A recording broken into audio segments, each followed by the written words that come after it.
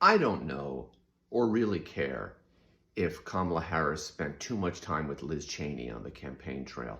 I have no way of knowing if that's really what cost her this election, which was in fact a very close election if you look at the numbers. And I think in a close election, you take any vote you can.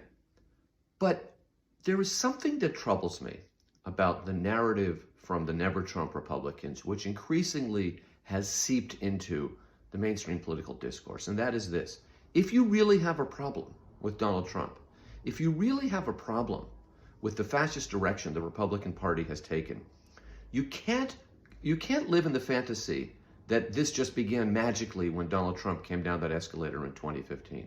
The roots of intolerance, the roots of the bigotry, the roots of using hatred and division to win elections are deep in the Republican Party, going back to really after the passage of the Civil Rights Act and the Voting Rights Act, when the far right and the racist right moved into the Republican Party.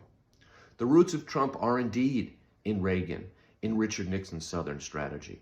And if we deny that because we want to tell ourselves a story about party politics today and the unique threat raised by Donald Trump, we're missing an important part of how we got here. And if we miss an important part of how we got here, it's going to be even more difficult to figure out how to get past this crisis.